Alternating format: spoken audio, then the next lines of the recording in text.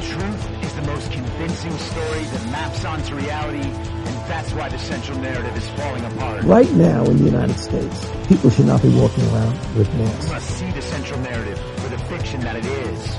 We are Americans. While elections are sometimes messy, this was a secure election. The founders began the fight for human liberty and self-governance, and it's up to us to finish the job. I'll tell you what, we are in a truth emergency right now. This is the end game.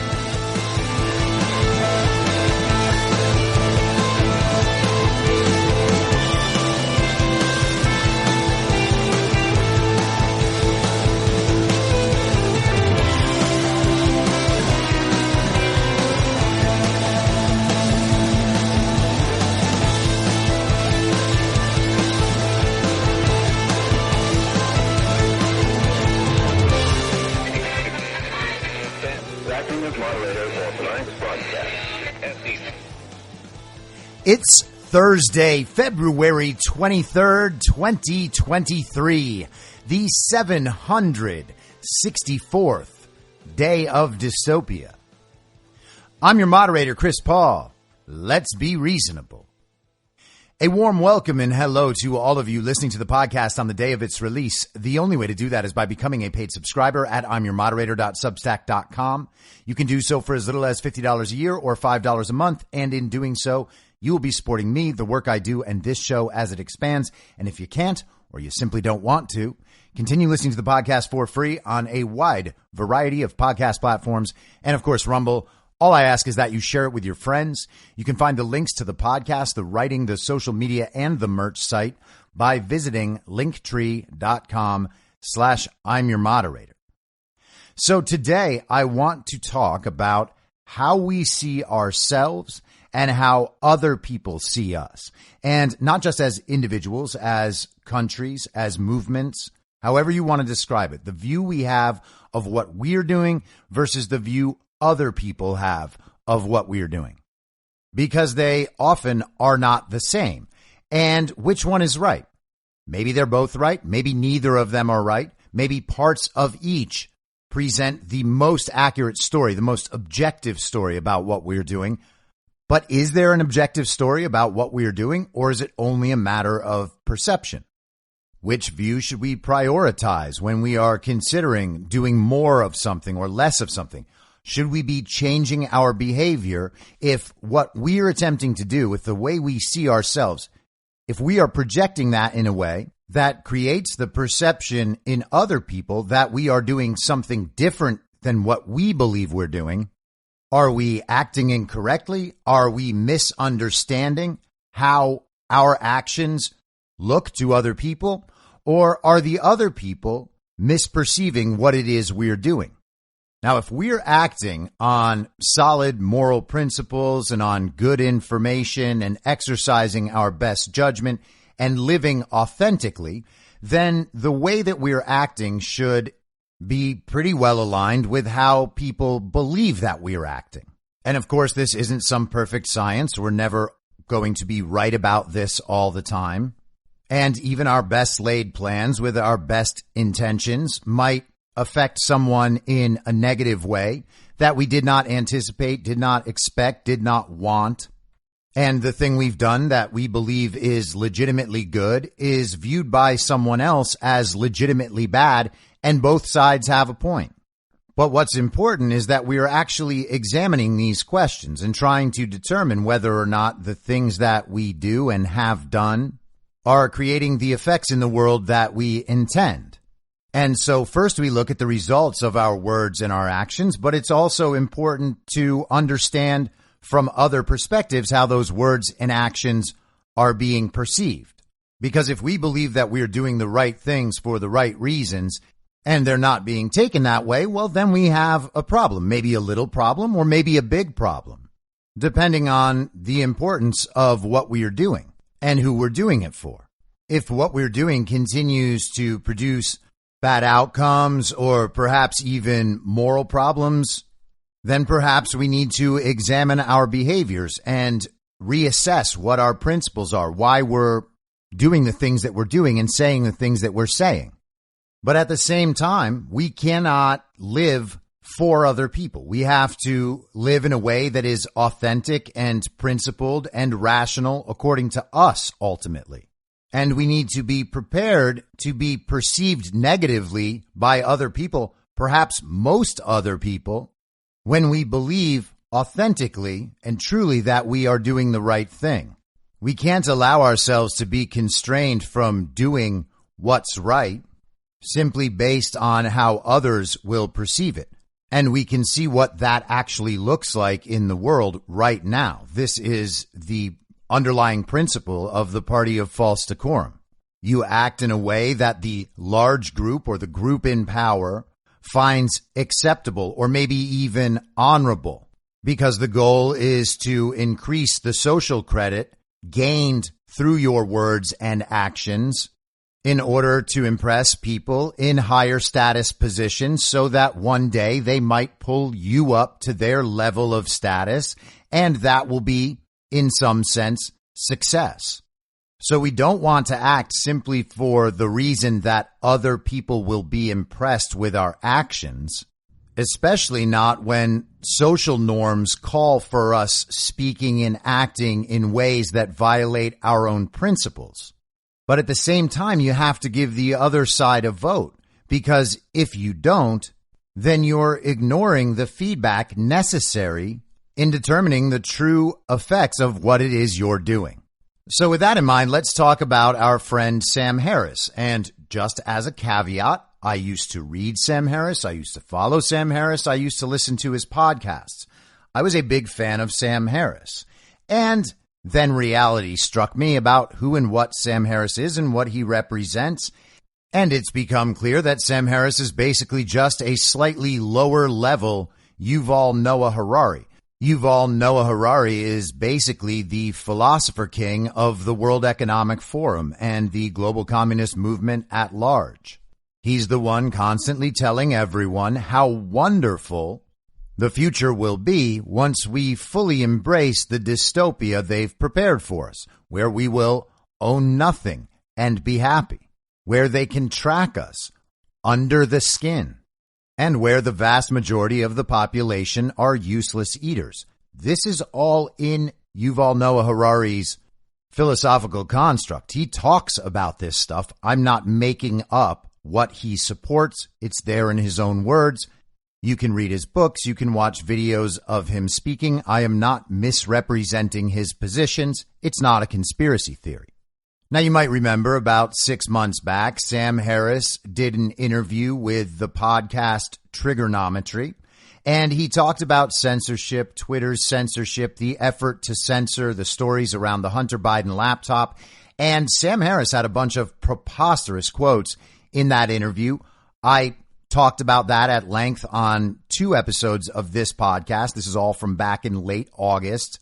So if you want to listen to those, you just go to the Substack. I'm your moderator.substack.com. Click archive, put Sam Harris in the little search feature, and you will find them.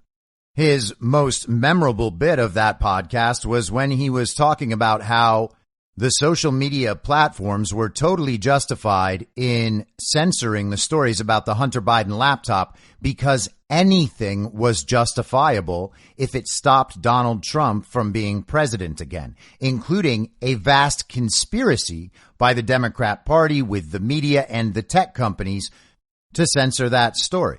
He said that it was so important to keep Donald Trump out of the office that he didn't care if Hunter Biden's laptop contained pictures of the dead bodies of children in a basement.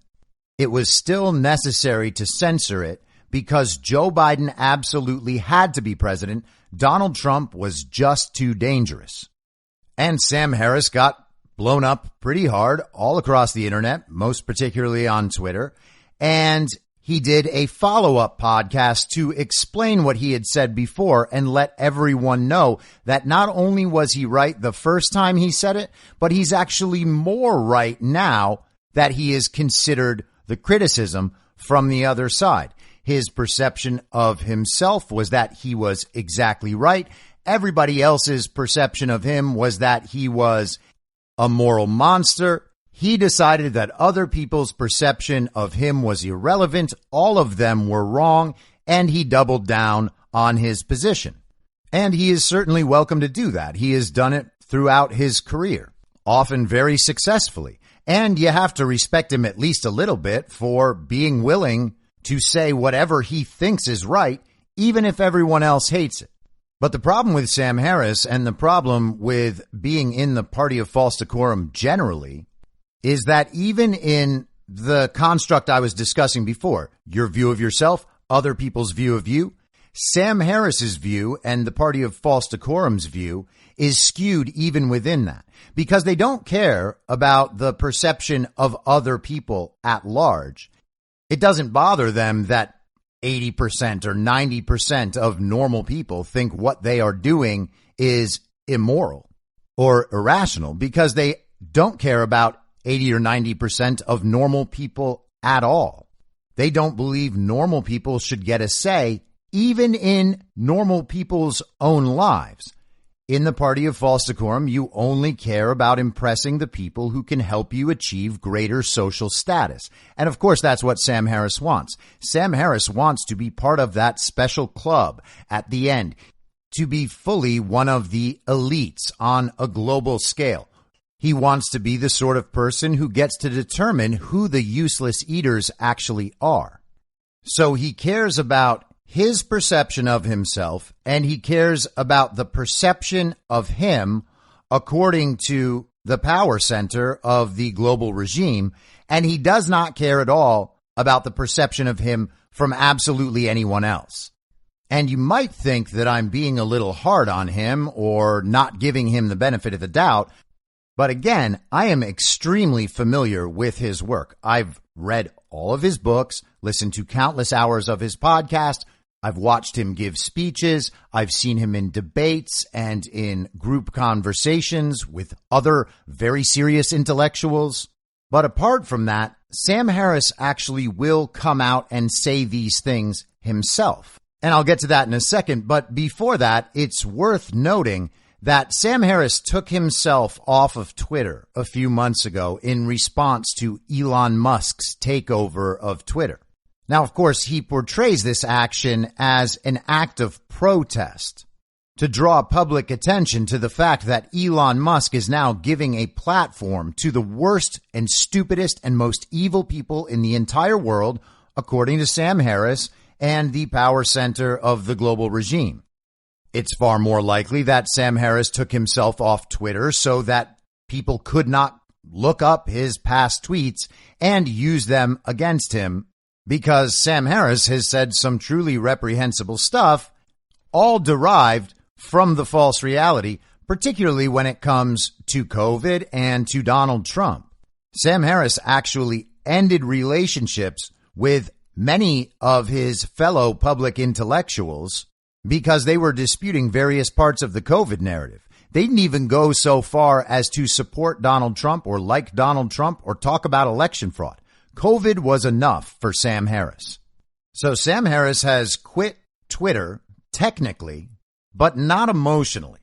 In fact, when it comes to Twitter, Sam Harris basically acts like a spurned ex-boyfriend.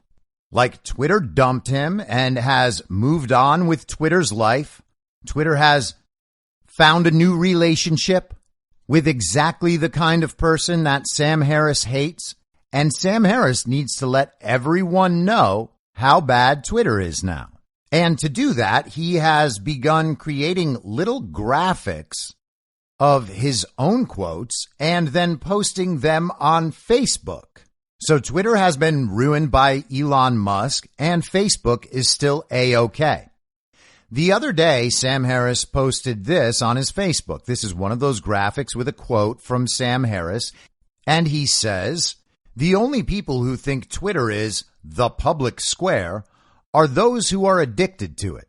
So after Sam Harris has spent years and years calling Twitter the digital public square, he is now claiming that this framing of Twitter only applies to people who are addicted to Twitter.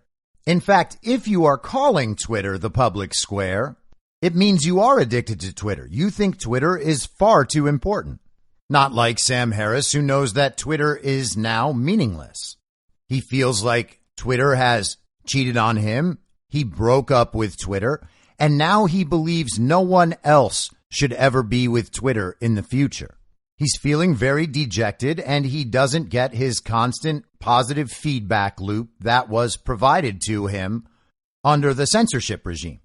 But Sam Harris took it even further yesterday. He put up another little graphic quoting himself, and he said, "During the pandemic, we witnessed the birth of a new religion of contrarianism and conspiracy thinking, the first sacrament of which is to, quote, do your own research. The problem is very few people are qualified to do this research, and the result is a society driven by strongly held, unfounded opinions on everything from vaccine safety to the war in Ukraine." And you can accurately guess for yourself, if you're not familiar, what Sam Harris's views are on both subjects as a card-carrying member of the global elites. The first thing worth noting here is that Sam Harris is a member of a group called the New Atheists that kind of popped up in the early 2000s, and I have read all their work. I myself was an atheist. I've talked about this many times. And within that, Sam Harris, Christopher Hitchens, Daniel Dennett, and Richard Dawkins were called the Four Horsemen of the New Atheist movement, and they accepted that label.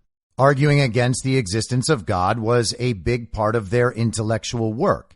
It wasn't the only thing that three of them did. It was primarily the only thing that Sam Harris did.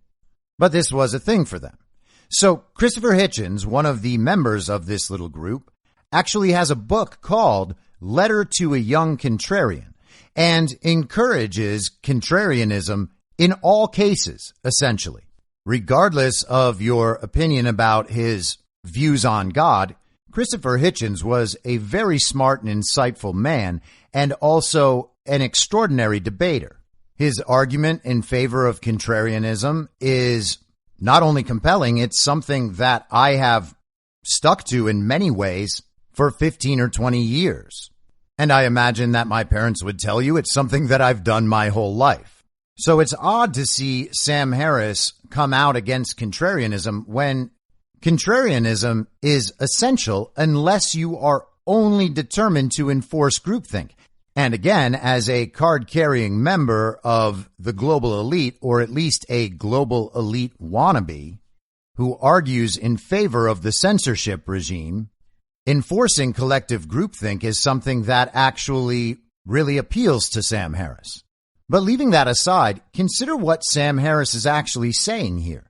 He's saying that people are not qualified to do their own research and come to their own conclusions. In every case, they should and must defer to experts because experts are the only people capable of doing this sort of research. For instance, do masks work?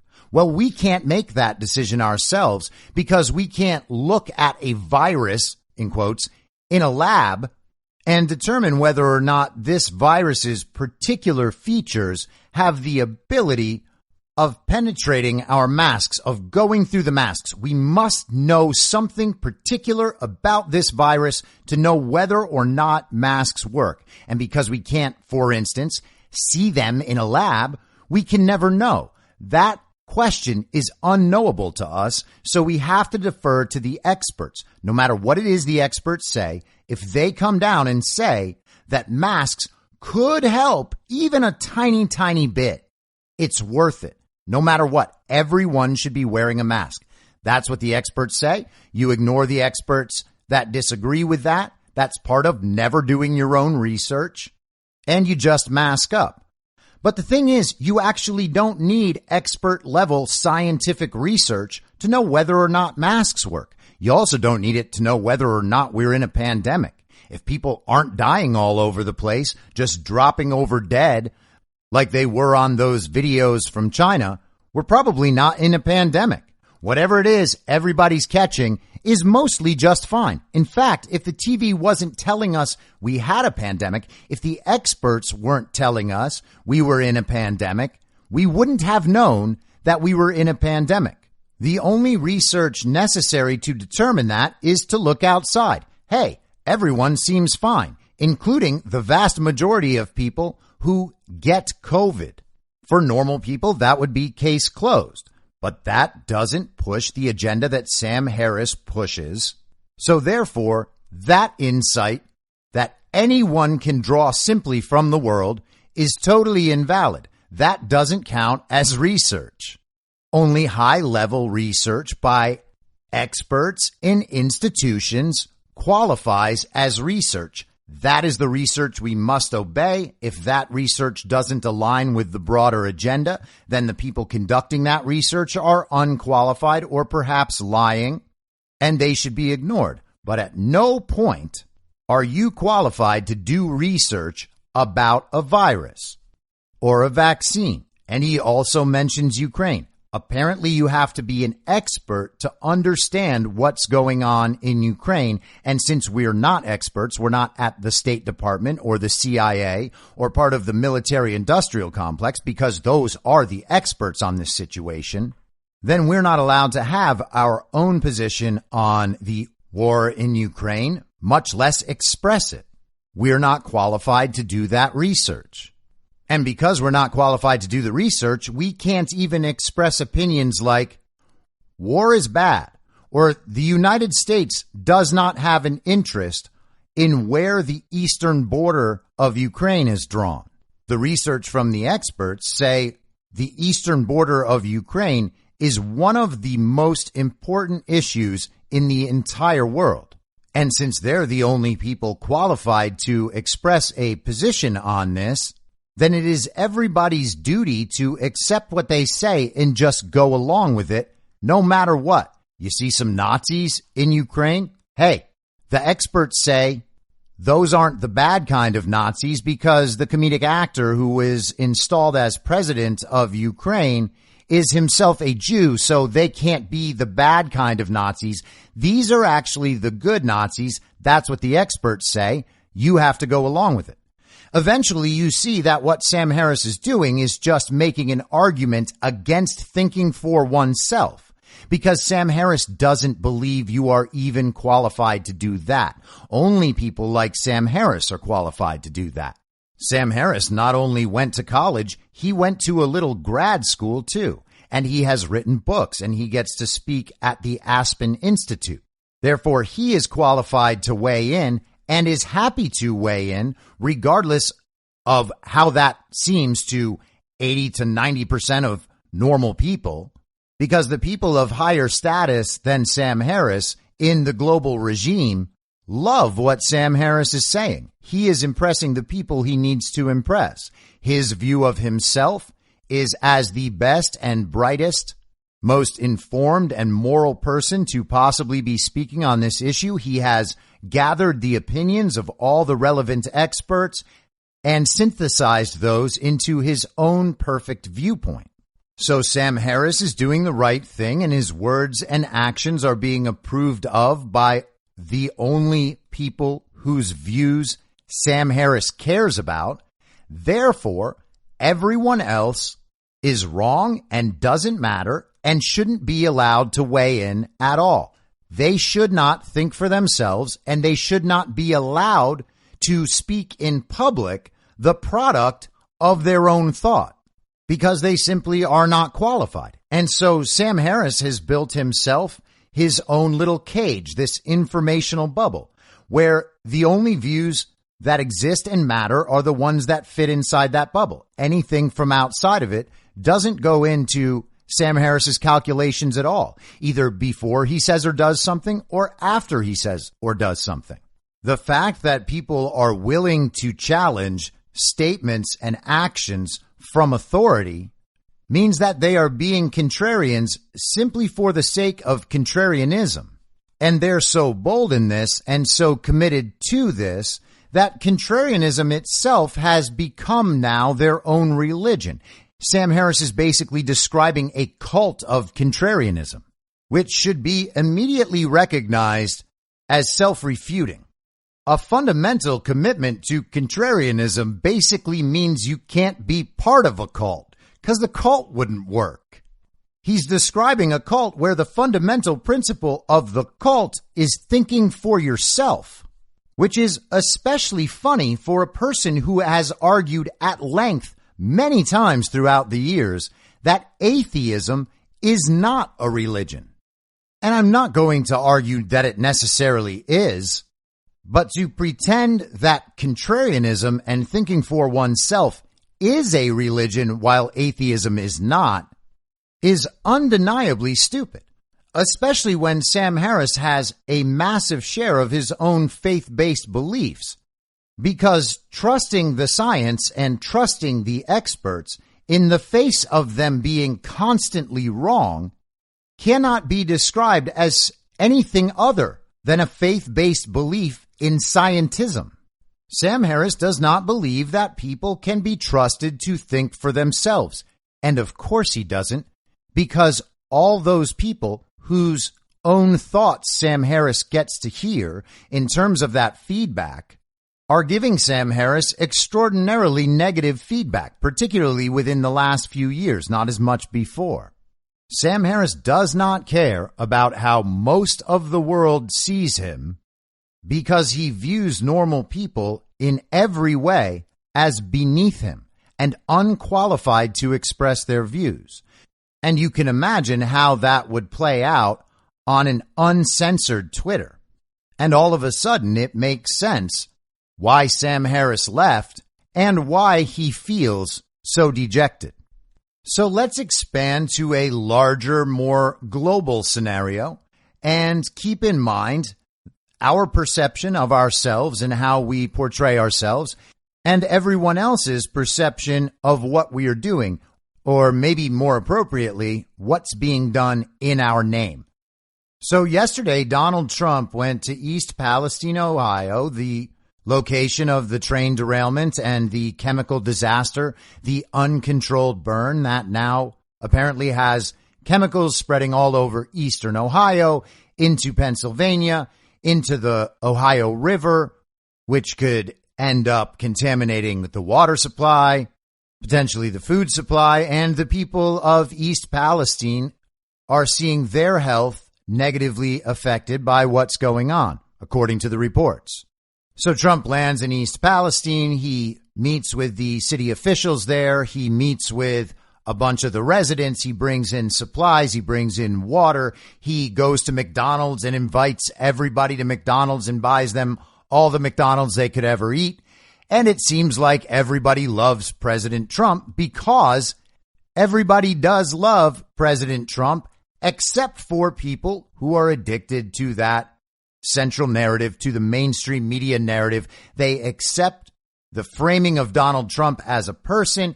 Even people who like what Donald Trump did and who may have voted for Donald Trump still believe that the media's portrayal of Donald Trump as stupid and narcissistic, egomaniacal, hell-bent on power and personal profit is essentially true. And then they just argue that they like Donald Trump's policies, but not Donald Trump the person. And if you're an elitist or an elite wannabe, that makes a lot of sense. That is a very acceptable viewpoint in elite circles. You can like Donald Trump's policies. They're not the right ones to like. But if you're not going to toe the line on this issue, at least it's only about the policies. If you say that you like Donald Trump the person, well, then you're getting kicked out of the party of false decorum. But normal people do like Donald Trump, and it's because of things like this. It's because he does authentically connect to normal people. That 80 or 90% that would find Sam Harris deplorable, you know, the deplorables, those kinds of people, they actually love Donald Trump because they can see through Donald Trump's words and Donald Trump's actions that he actually does care about them.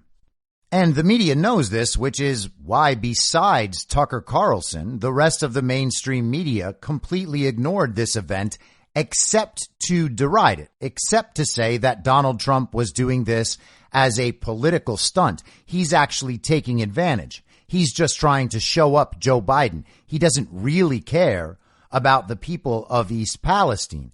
And the way they prove that is by blaming the train derailment on Donald Trump. And that's what the mainstream media chose to do yesterday in order to divert attention from Trump's visit and make it so that even if Donald Trump's visit is well perceived by the people on the ground in East Palestine, Ohio, at least everybody else, the people who really matter, know that Donald Trump is not doing a good thing. In fact, it's because of Donald Trump that the bad thing happened in the first place. My friend Patriots in Control has been putting together a bunch of these graphics this week, compiling the headlines from mainstream media. And here's one from yesterday. Yahoo News has a headline that reads, Trump set to visit East Palestine after cutting rail regulations as president. Politico says, a political stunt. Trump's Ohio visit revives questions about his own safety legacy. HuffPost writes, political opportunity. After weakening critical rail safety rules, Trump heads to East Palestine. The Washington Post says Trump to visit Ohio amid political showdown over train derailment. The Inquirer, Trump will return to the scene of his crime when he visits Ohio toxic train wreck. And The Independent, Trump Ohio visit live. Trump accused of train derailment stunt as Norfolk Southern CEO dodges questions. So Trump is doing something that he surely believes is principled, necessary, and authentic. The people most directly connected to his actions and to his words also believe he is doing something principled, necessary, and authentic. But the response from people like Sam Harris that believe fully the opinions of those normal people don't matter at all, including the people on the ground in East Palestine, right? It doesn't matter if they think Donald Trump is doing the right thing and doing a good thing. Donald Trump is still the worst person ever. So they're simply wrong about their own experience, according to people like Sam Harris, because they shouldn't be thinking for themselves. Expert opinion says Donald Trump is the worst person in the history of the world. If you think he's good, that means you're wrong. And to people within the party of false decorum, that's all they care about. So they agree that Trump is bad. Not only was his visit unnecessary, unprincipled, and inauthentic, he's just doing it for show. It's a political stunt. He's also responsible for the train derailment in the first place.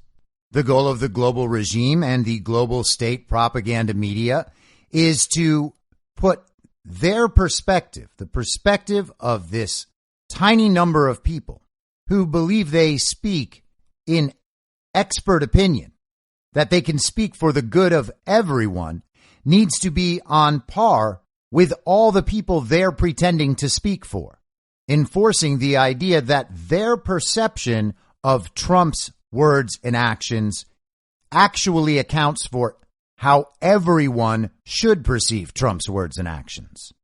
And they project their point of view to the world as the point of view of Americans generally.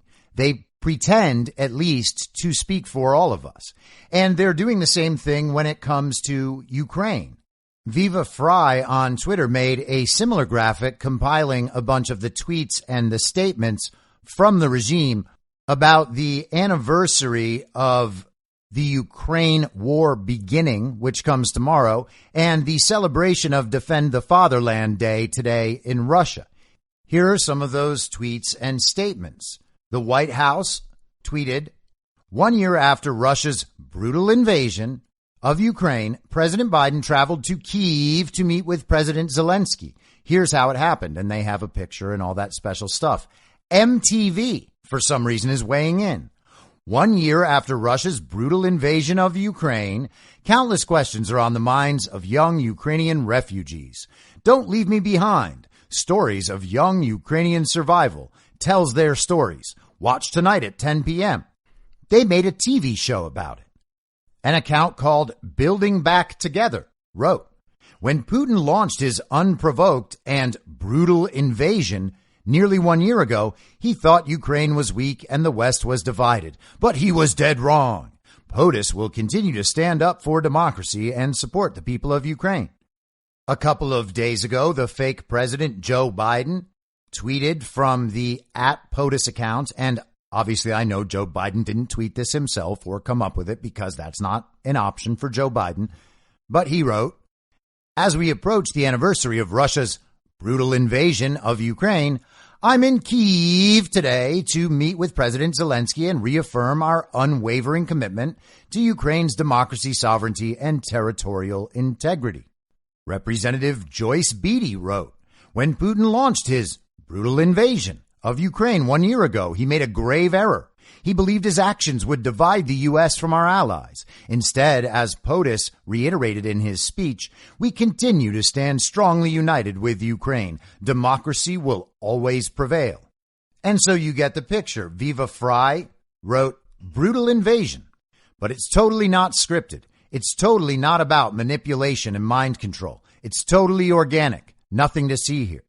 And so what we have here is the global regime projecting its narrative, its perception of what Putin is doing as the perception of all Americans, or at least the Americans whose opinions they care about, the people who are allowed to think for themselves, because the product of those people thinking for themselves always aligns with the agenda needs of the global regime. NATO this morning, the North Atlantic Treaty Organization themselves, this global governing military alliance, the collective military West, the people whose opinions are the most expert and therefore the only important opinions about what's happening in global affairs, wrote one of the most preposterous Twitter threads you could ever imagine. It starts with a picture of what we're led to believe is a Ukrainian soldier on the front lines. It says, I'd always been a journalist. On day 2 of Russia's full-scale invasion, I went and joined the armed forces of Ukraine.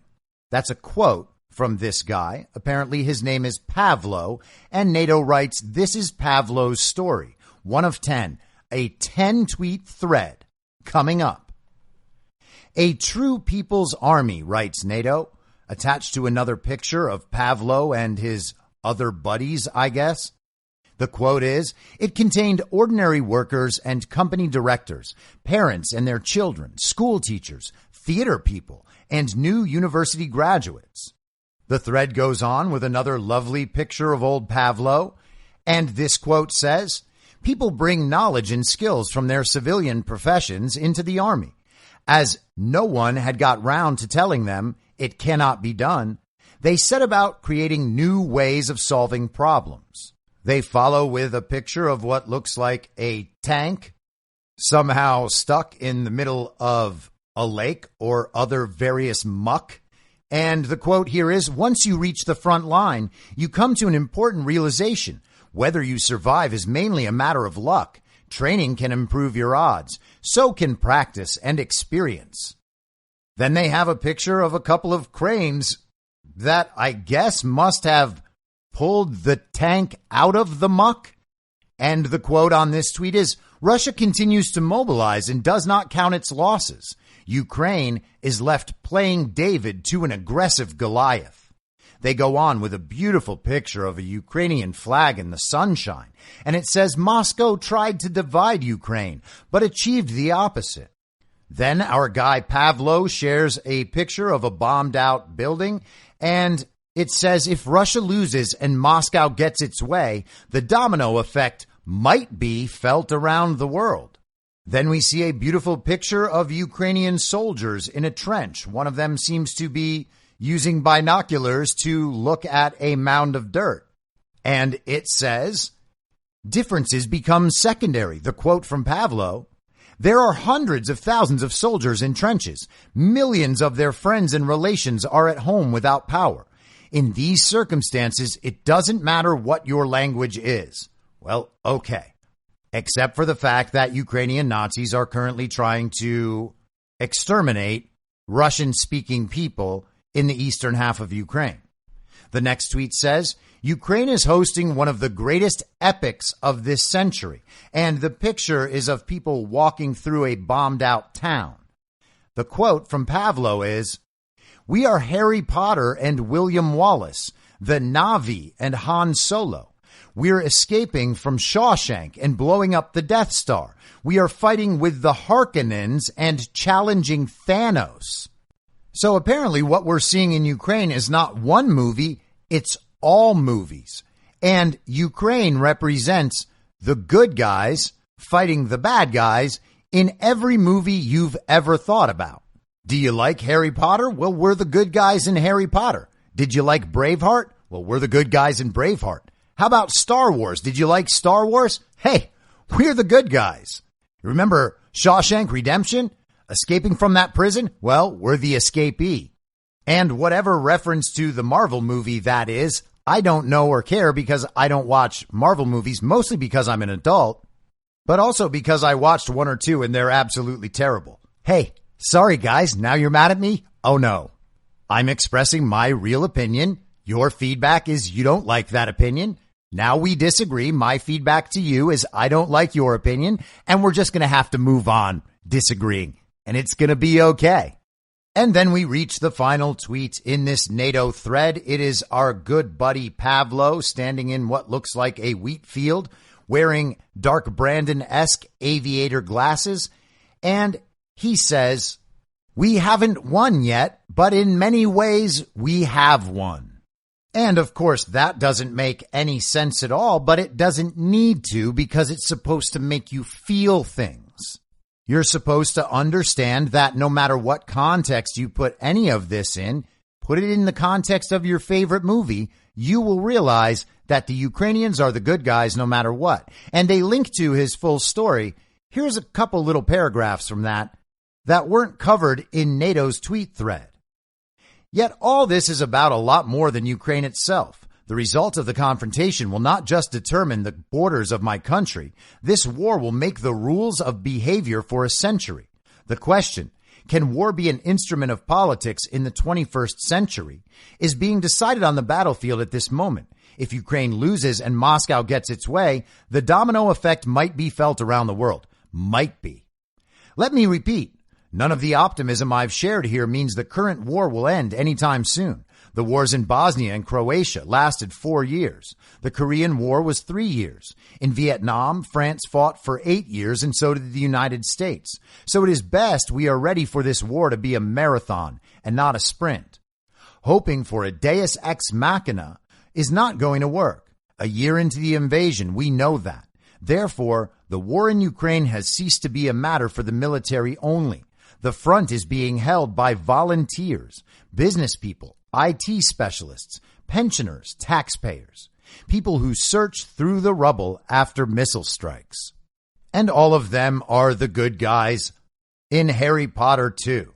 But the point is, no matter what context they're in, they're the good guys. Now, I don't know how or why the Western Military Alliance, NATO, is publishing this as a tweet thread, except for the fact that they want to impress the only people they care about, and to impress those people, all you need to do is make them feel the right emotions so that they will express that indeed you are correct based on their emotional response.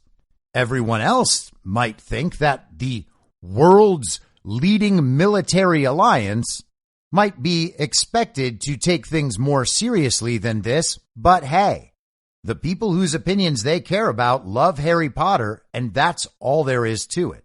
So we have the perspective of the global regime on what the global regime is doing. But how is the global regime perceived elsewhere by other people, other groups, other nations? This is from the Conservative Treehouse today, Sundance writing headline, Hungary's Viktor Orban does not want to participate in Western effort to escalate war against Russia. And because of that, he's now a bigger target than ever. Hungarian Prime Minister Viktor Orban is not willing to join the NATO alliance in pushing further escalation of war against Russia. Now we begin to connect the dots, see the bigger picture, and understand exactly why Samantha Power is running an operation inside Hungary with the unspoken intent of destabilizing the Hungarian population against the government. A quote from the Daily Mail.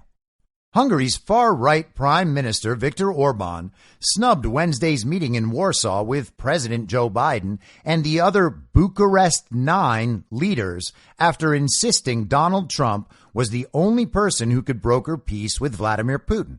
And that is obviously true. Even Trump haters likely know that that is true at this point. Orban has been an outlier on the war in Ukraine, chiding the European Union for prolonging the conflict and saying in October that only former President Donald Trump could negotiate a deal between the Ukrainians and Russians to end the conflict.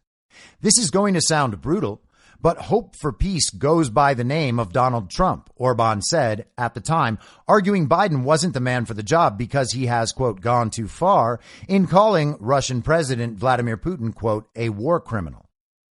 Follow the bouncing ball of consequence.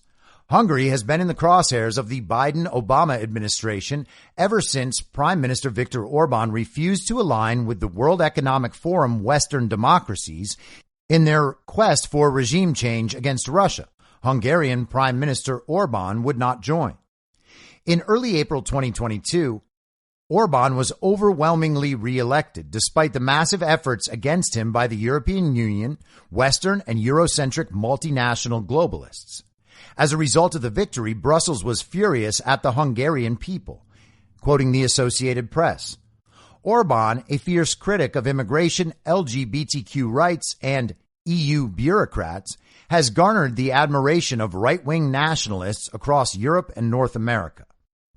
Within the statements reported from his 2022 victory speech, Prime Minister Orban warned citizens of the NATO and Western allied countries about the manipulation of Ukraine and how he views the Zelensky regime.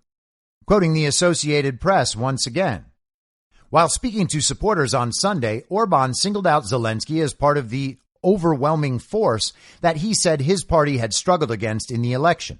The left at home, the international left, the Brussels bureaucrats, the Soros empire with all its money, the international mainstream media, and in the end, even the Ukrainian president. Now, Orban is describing the same global regime that I describe on this podcast. I, of course, am a conspiracy theorist. And according to the people in the global regime, people like Sam Harris, I am not an expert, therefore not allowed to express my opinion. And if I express an opinion contrary to theirs, I am unqualified. I am a conspiracy theorist. I am a liar. I am a Putin propagandist, blah, blah, blah, blah, blah. And apparently so, too, is the elected prime minister of another country. His opinion is also invalid, even while leading a country of free people who elected him. This put Hungarian Prime Minister Viktor Orban in the crosshairs of the Western alliance, specifically the EU and US bureaucrats who use their power, position, and intelligence apparatus to maintain foreign nations. A year later, and now we see USAID Administrator Samantha Power in Hungary openly discussing her seeding of the NGOs and political activist systems in order to generate yet another color revolution.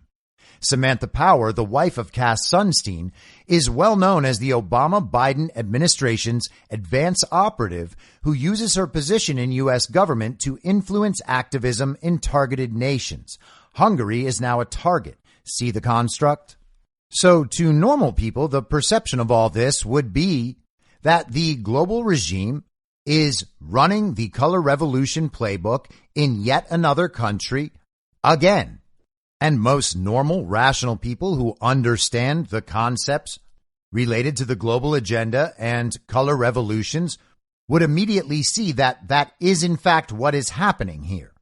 But to the global regime, they're just supporting democratic activists against an autocratic leader. It doesn't matter that the normal people wanted Orban in that position. The normal people don't have a right to speak. They're not involved in the conversation. The global regime's perception of itself is that it is fixing the world for everyone else. And they try to enforce that perception in our name. Other countries and other people don't see it that way at all. And then we have this. Samantha Power tweeted this morning, and there's a video attached that I'll play in a second, but she writes, on February 25th, Nigerians head to the polls. The United States stands with you as you choose your next leaders. Hashtag Nigeria decides. And unrelated, Samantha Power is quite a handsome woman. Kind of looks a little bit like John Kerry, to be honest. But here's the video. And the voices you'll hear are Antony Blinken, the Secretary of State in the illegitimate administration, Samantha Power, and then a woman named Linda Thomas Greenfield, who is the fake administration's ambassador to the UN.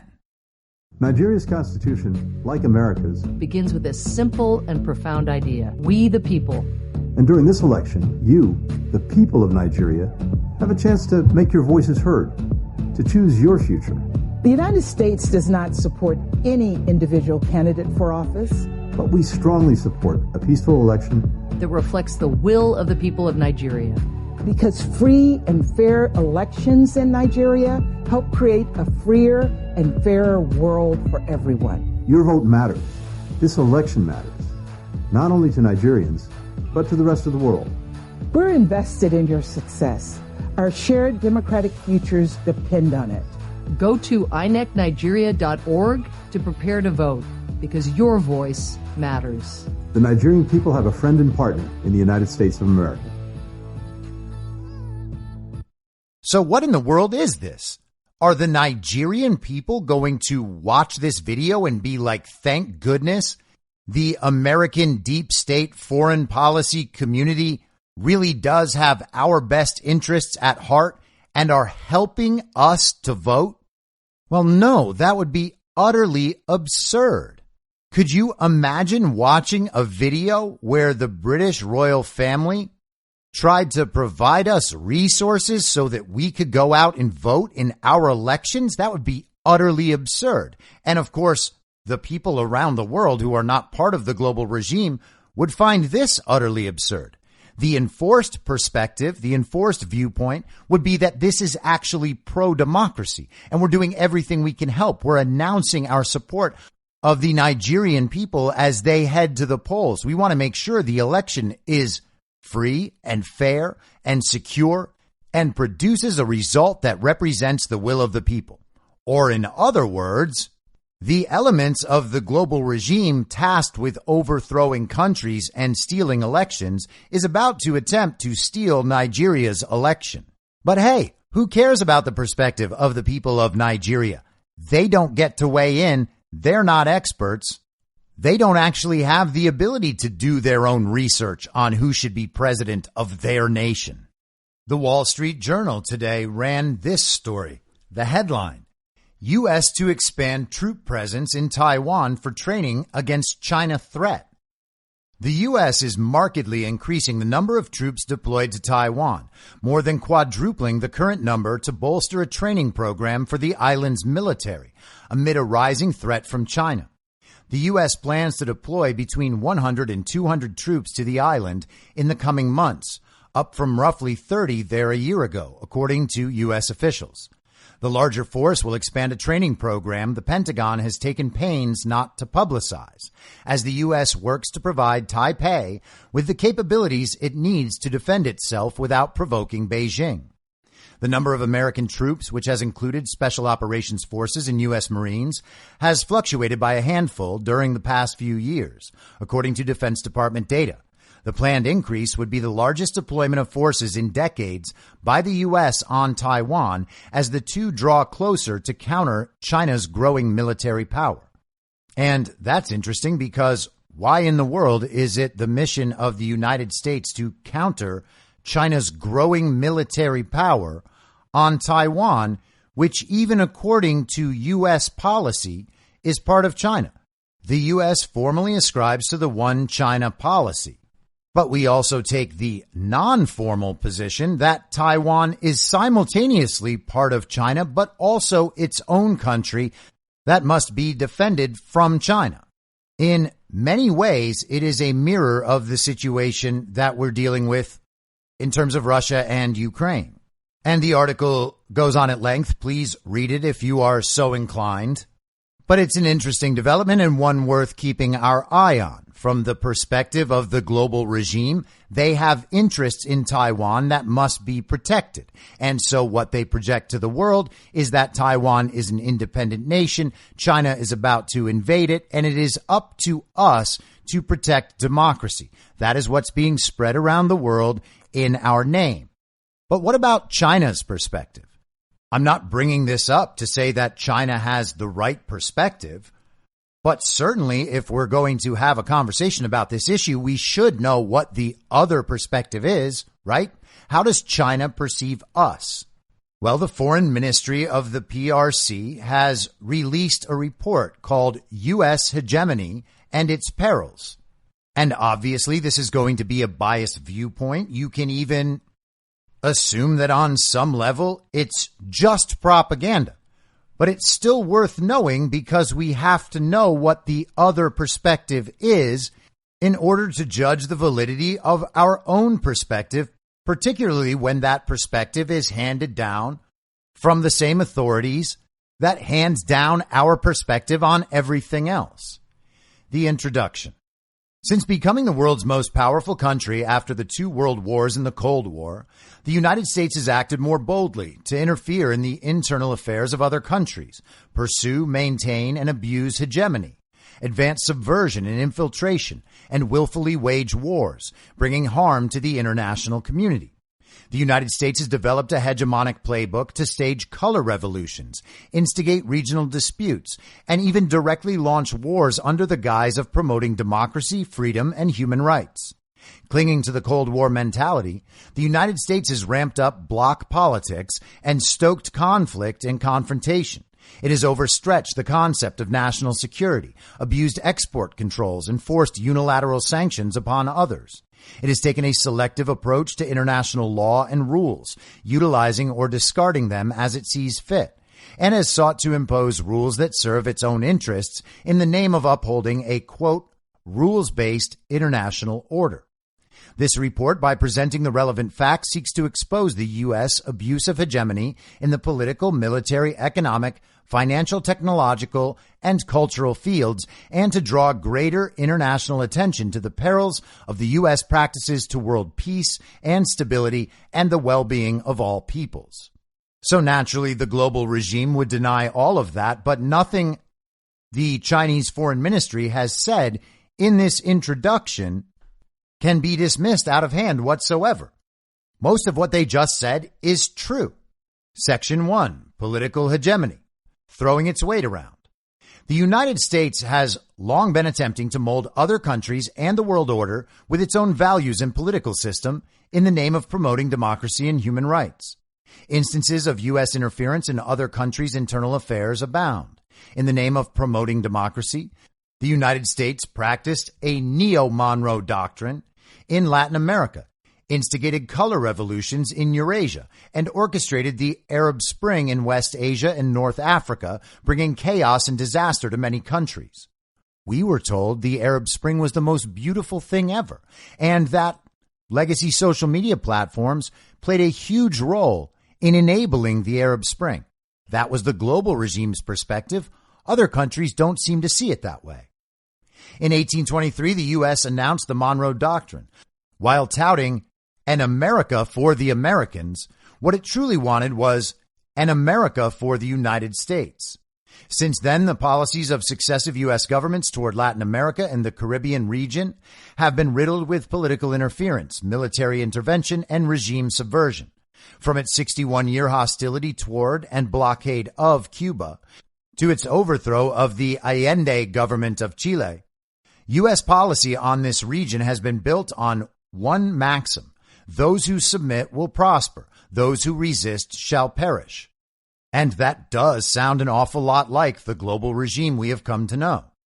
The year 2003 marked the beginning of a succession of color revolutions: the Rose Revolution in Georgia, the Orange Revolution in Ukraine, and the Tulip Revolution in Kyrgyzstan. The U.S. Department of State openly admitted to playing a central role in these regime changes. The U.S. also interfered in the internal affairs of the Philippines, ousting President Ferdinand Marcos Sr. in 1986 and President Joseph Estrada in 2001 through the so-called People Power Revolutions. In January 2023, former U.S. Secretary of State Mike Pompeo released his new book, Never Give an Inch, Fighting for the America I Love. He revealed in it that the United States had plotted to intervene in Venezuela. The plan was to force the Maduro government to reach an agreement with the opposition, deprive Venezuela of its ability to sell oil and gold for foreign exchange, exert high pressure on its economy, and influence the 2018 presidential election. The U.S. exercises double standards on international rules, placing its self-interest first. The United States has walked away from international treaties and organizations and put its domestic law above international law. In April 2017, the Trump administration announced that it would cut off all U.S. funding to the United Nations Population Fund, with the excuse that the organization, quote, supports or participates in the management of a program of coercive abortion or involuntary sterilization. The United States quit UNESCO twice in 1984 and 2017.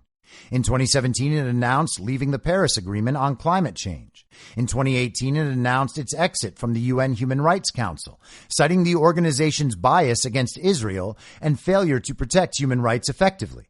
In 2019, the United States announced its withdrawal from the Intermediate Range Nuclear Forces Treaty to seek unfettered development of advanced weapons. In 2020, it announced pulling out of the Treaty on Open Skies. And by the way, I am fine with us getting out of treaties because I don't want to be any part of the global order. The United States has also been a stumbling block to biological arms control by opposing negotiations on a verification protocol for the Biological Weapons Convention and impeding international verification of countries' activities relating to biological weapons. As the only country in possession of a chemical weapons stockpile, the United States has repeatedly delayed the destruction of chemical weapons and remained reluctant in fulfilling its obligations. It has become the biggest obstacle to realizing, quote, a world free of chemical weapons. The United States is piecing together small blocks through its alliance system. It has been forcing an Indo-Pacific strategy onto the Asia-Pacific region, assembling exclusive clubs like the Five Eyes, the Quad, and AUKUS, AUKUS, which is Australia, the United Kingdom, and the United States, and forcing regional countries to take sides. Such practices are essentially meant to create division in the region, stoke confrontation, and undermine peace. The U.S. arbitrarily passes judgment on democracy in other countries and fabricates a false narrative of democracy versus authoritarianism to incite estrangement, division, rivalry, and confrontation. In December 2021, the United States hosted the first Summit for Democracy, which drew criticism and opposition from many countries for making a mockery of the spirit of democracy and dividing the world. In March 2023, the United States will host another Summit for Democracy, which remains unwelcome and will again find no support. Part 2. Military Hegemony. The history of the United States is characterized by violence and expansion. Since it gained independence in 1776, the United States has constantly sought expansion by force. It slaughtered Indians, invaded Canada, waged a war against Mexico, instigated the American-Spanish War, and annexed Hawaii.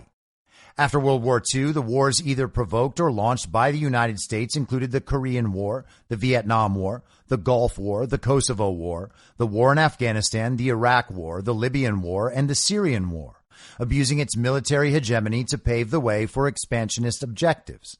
In recent years, the U.S. average annual military budget has exceeded $700 billion, accounting for 40% of the world's total, more than the 15 countries behind it combined.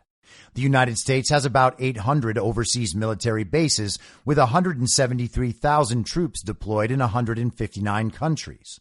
According to the book America Invades, How We've Invaded or Been Militarily Involved with Almost Every Country on Earth, the United States has fought or been militarily involved with almost all the 190-odd countries recognized by the United Nations, with only 3 exceptions.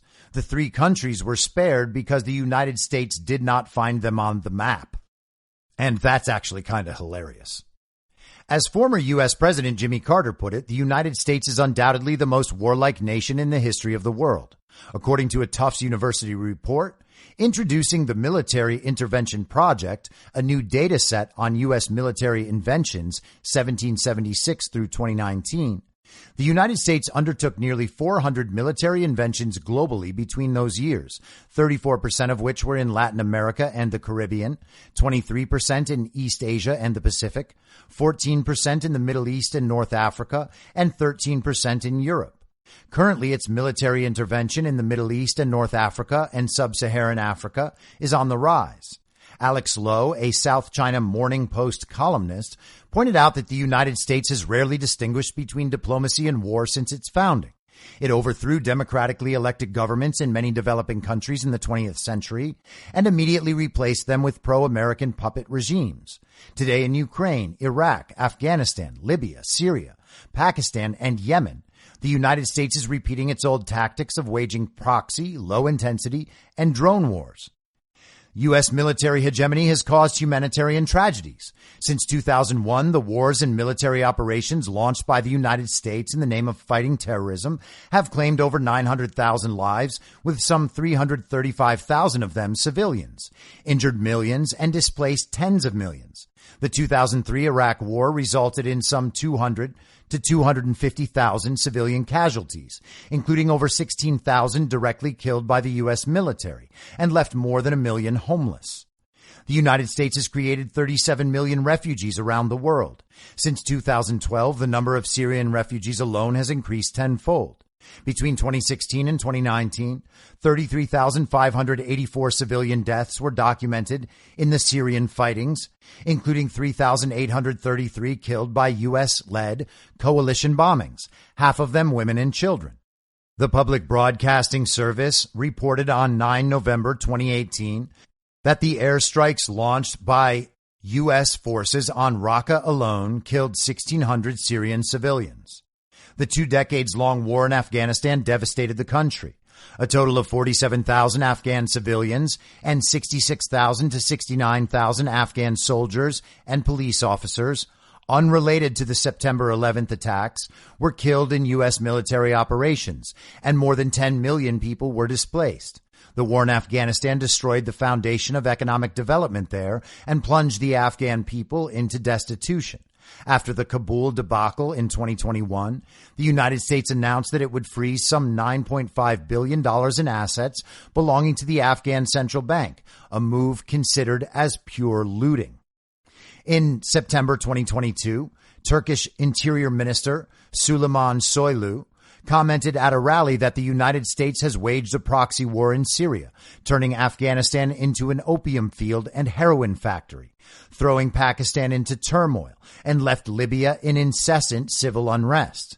The United States does whatever it takes to rob and enslave the people of any country with underground resources. The United States has also adopted appalling methods in war. During the Korean War, the Vietnam War, the Gulf War, the Kosovo War, the war in Afghanistan, and the Iraq War, the United States used massive quantities of chemical and biological weapons, as well as cluster bombs, fuel air bombs, graphite bombs, and depleted uranium bombs, causing enormous damage on civilian facilities, countless civilian casualties, and lasting environmental pollution. Part 3. Economic hegemony. Looting and exploitation. After World War II, the United States led efforts to set up the Bretton Woods system, the International Monetary Fund, and the World Bank, which, together with the Marshall Plan, formed the international monetary system centered around the U.S. dollar. In addition, the United States has also established institutional hegemony in the international economic and financial sector by manipulating the weighted voting systems, rules, and arrangements of international organizations, including approval by 85% majority, and its domestic trade laws and regulations. By taking advantage of the dollar's status as the major international reserve currency, the United States is basically collecting seigniorage from around the world and using its control over international organizations. It coerces other countries into serving America's political and economic strategy. The United States exploits the world's wealth with the help of seigniorage. It costs only about 17 cents to produce a $100 bill, but other countries had to pony up $100 of actual goods in order to obtain one. It was pointed out more than half a century ago that the United States enjoyed exorbitant privilege and deficit without tiers created by its dollar and used the worthless paper note to plunder the resources and factories of other nations. The hegemony of the U.S. dollar is the main source of instability and uncertainty in the world economy. During the COVID-19 pandemic, the United States abused its global financial hegemony and injected trillions of dollars into the global market, leaving other countries, especially emerging economies, to pay the price. In 2022, the Fed ended its ultra-easy monetary policy and turned to aggressive interest rate hikes, causing turmoil in the international financial market and substantial depreciation of other currencies such as the euro, many of which dropped to a 20-year low. As a result, the large number of developing countries were challenged by high inflation, currency depreciation, and capital outflows. This was exactly what Nixon's Secretary of the Treasury, John Connally, once remarked, with self-satisfaction yet sharp precision, that, quote, "The dollar is our currency, but it's your problem." With its control over international economic and financial organizations, the United States imposes additional conditions to their assistance to other countries. In order to reduce obstacles to U.S. capital inflow and speculation, the recipient countries are required to advance financial liberalization and open up financial markets so that their economic policies would fall in line with America's strategy. According to the Review of International Political Economy, along with the 1,550 debt relief programs extended by the IMF to its 131 member countries from 1985 to 2014, as many as 55,465 additional political conditions had been attached. The United States willfully suppresses its opponents with economic coercion. In the 1980s, to eliminate the economic threat posed by Japan and to control and use the latter in service of America's strategic goal of confronting the Soviet Union and dominating the world, the United States leveraged its hegemonic financial power against Japan and concluded the Plaza Accord.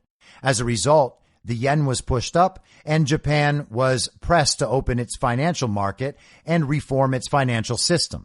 The Plaza Accord dealt a heavy blow to the growth momentum of the Japanese economy, leaving Japan to what was later called 3 lost decades. America's economic and financial hegemony has become a geopolitical weapon, doubling down on unilateral sanctions and long-arm jurisdiction. The United States has enacted such domestic laws as the International Emergency Economic Powers Act, the Global Magnitsky Human Rights Accountability Act, and the Countering America's Adversaries Through Sanctions Act, and introduced a series of executive orders to sanction specific countries, organizations, or individuals. Statistics show that U.S. sanctions against foreign entities increased by 933% from 2000 to 2021. The Trump administration alone has imposed more than 3,900 sanctions, which means 3 sanctions per day. So far, the United States had or has imposed economic sanctions on nearly 40 countries across the world, including Cuba, China, Russia, the DPRK, Iran, and Venezuela, affecting nearly half of the world's population. The United States of America has turned itself into the United States of sanctions, and long-arm jurisdiction has been reduced to nothing but a tool for the United States to use its means of state power to suppress economic competitors and interfere in normal international business. This is a serious departure from the principles of liberal market economy that the United States has long boasted. Part 4. Technological hegemony, monopoly, and suppression. The United States seeks to deter other countries' scientific, technological, and economic development by wielding monopoly power, suppression measures, and technology restrictions in high-tech fields. The United States monopolizes intellectual property in the name of protection, taking advantage of the weak position of other countries, especially developing ones, on intellectual property rights and the institutional vacancy in relevant fields. The United States reaps excessive profits through monopoly. In 1994, the United States pushed forward the Agreement on Trade-Related Aspects of Intellectual Property Rights, forcing the Americanized process and standards in intellectual property protection in an attempt to solidify its monopoly on technology. In the 1980s, to contain the development of Japan's semiconductor industry, the United States launched the 301 investigation, built bargaining power in bilateral negotiations through multilateral agreements, threatened to label Japan as conducting unfair trade, and imposed retaliatory tariffs, forcing Japan to sign the U.S.-Japan Semiconductor Agreement. As a result, Japanese semiconductor enterprises were almost completely driven out of global competition, and their market share dropped from 50% to 10%. Meanwhile, with the support of the U.S. government, a large number of U.S. semiconductor enterprises took the opportunity and grabbed larger market share. The United States politicizes, weaponizes technological issues, and uses them as ideological tools.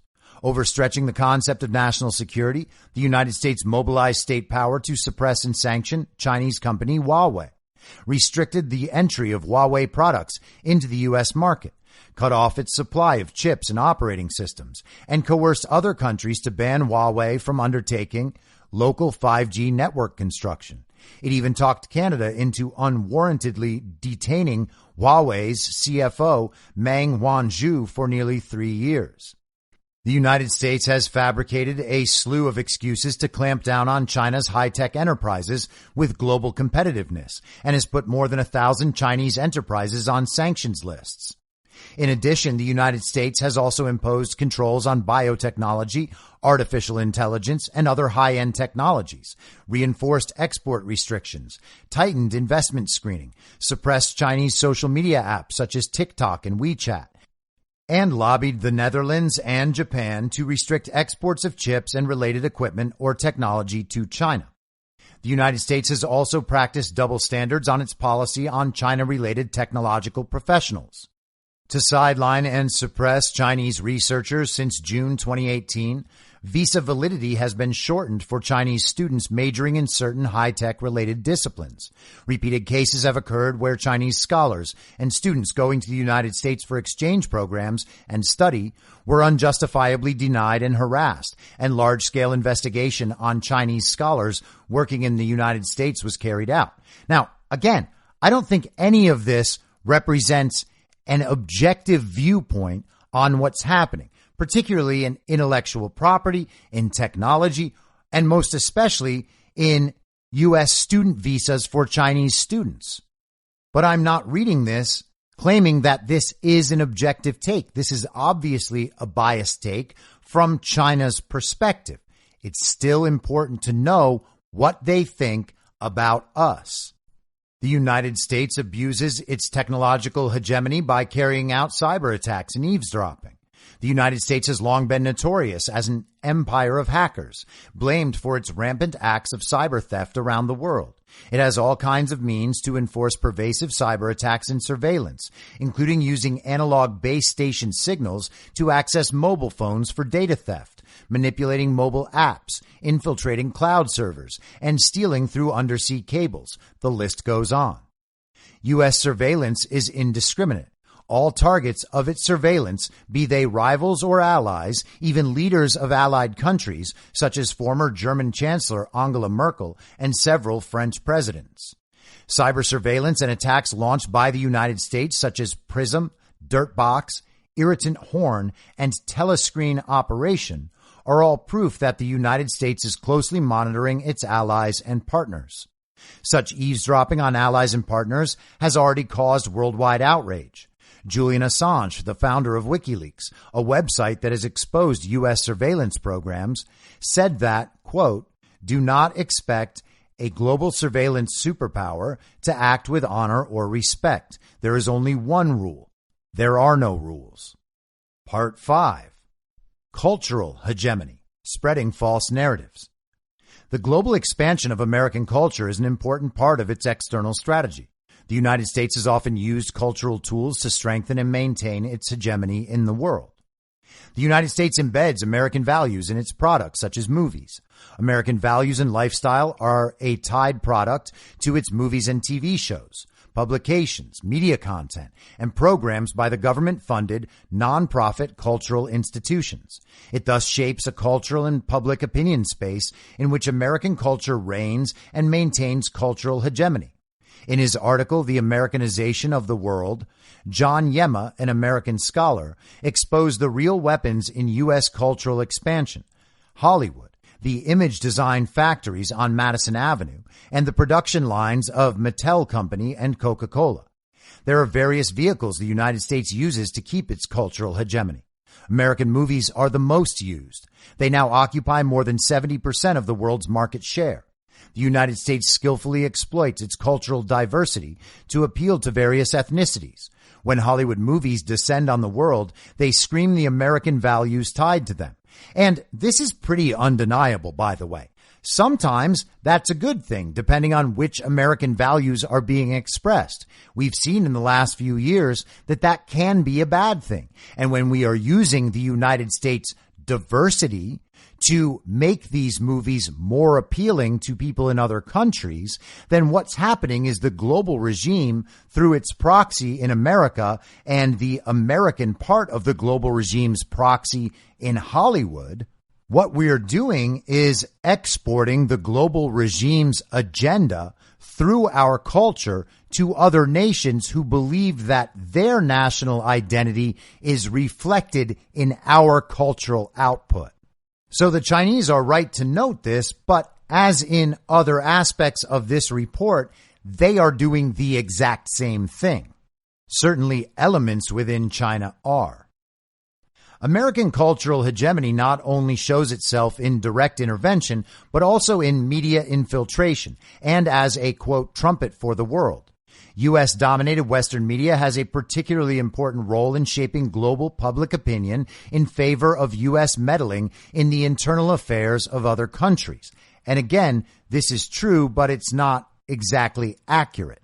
I would say what they're actually talking about is the global regime and the state propaganda media of the global regime as it plays out through U.S.-based channels. The U.S. government strictly censors all social media companies and demands their obedience. Twitter CEO Elon Musk admitted on 27 December 2022 that all social media platforms work with the U.S. government to censor content, reported Fox Business Network. Public opinion in the United States is subject to government intervention to restrict all unfavorable remarks. Google often makes pages disappear. And now, again, this is just flat out true. The U.S. government does do that. We are told that it's about the health of the public conversation. But to other countries, the United States looks like a regime that is oppressing the speech and human rights of its own citizens. And they're correct. U.S. Department of Defense manipulates social media. In December 2022, The Intercept, an independent U.S. investigative website, revealed that in July 2017, U.S. Central Command official Nathaniel Collar instructed Twitter's public policy team to augment the presence of 52 Arabic language accounts on a list he sent, 6 of which were to be given priority. Now, it's important to note that The Intercept, while it may be considered an independent outlet, is nonetheless owned by global regime icon Pierre Omidyar. One of the 6 was dedicated to justifying U.S. drone attacks in Yemen, such as by claiming that the attacks were precise and killed only terrorists, not civilians. Following Collar's directive, Twitter put those Arabic language accounts on a whitelist to amplify certain messages.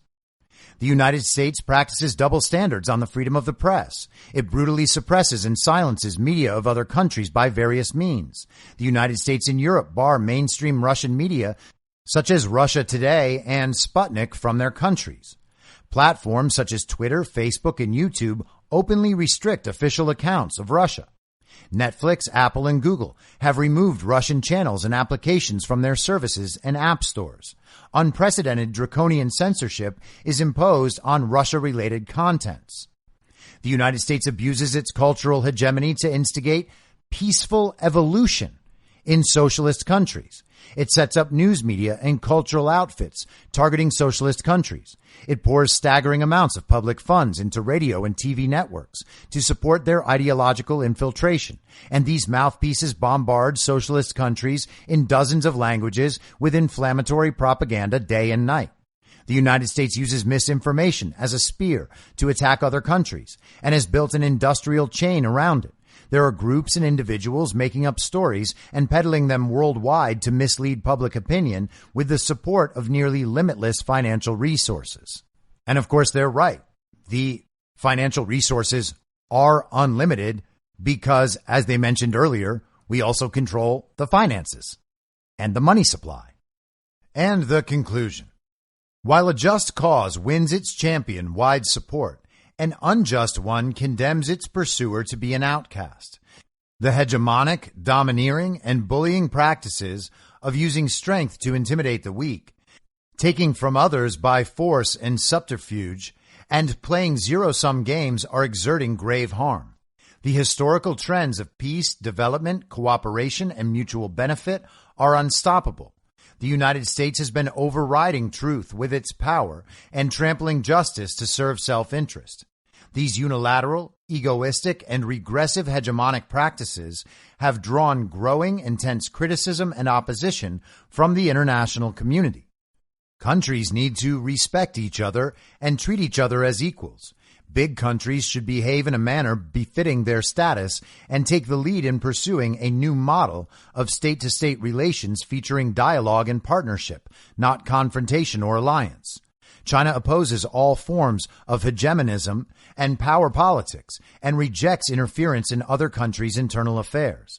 The United States must conduct serious soul-searching. It must critically examine what it has done, let go of its arrogance and prejudice, and quit its hegemonic, domineering, and bullying practices.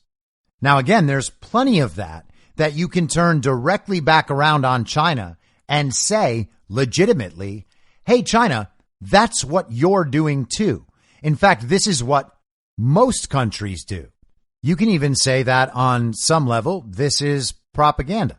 You can even say, if you want, I don't believe this, but you could try to paint the entire thing as propaganda, simply because this is directly the view from the foreign ministry of a country who is clearly our adversary and who operates in the realm of propaganda and disinformation, abuse of technology, theft of intellectual property, mistreatment of their own citizens.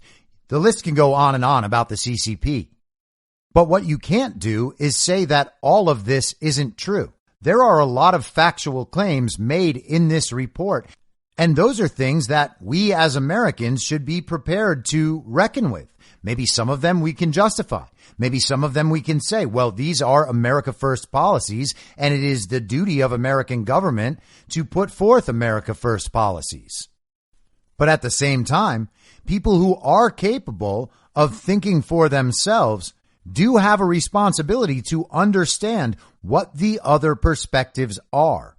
We can say that China is all wrong about every claim they make, but we can't pretend that China thinks that. China thinks this.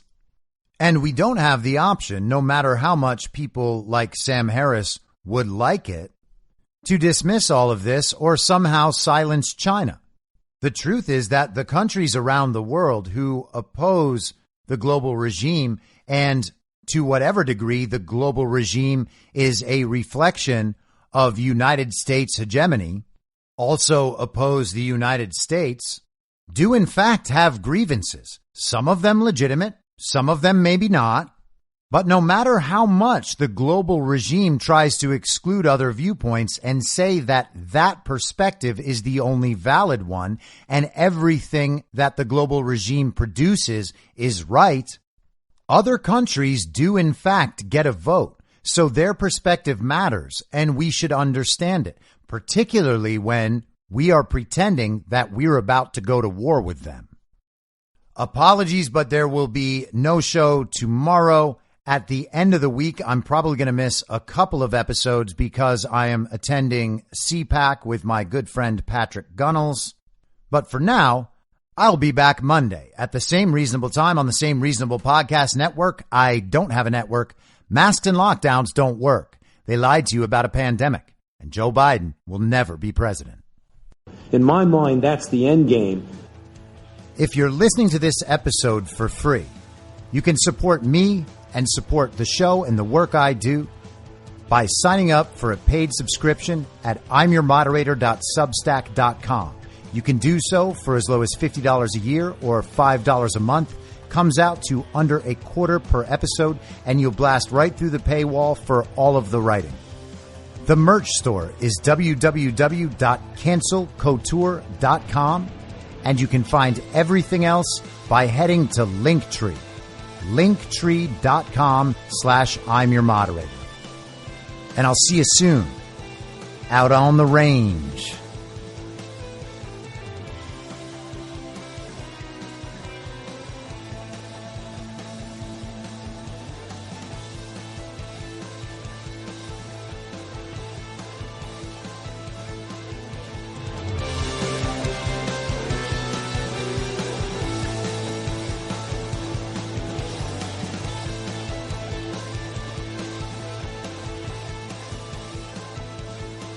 It's happening!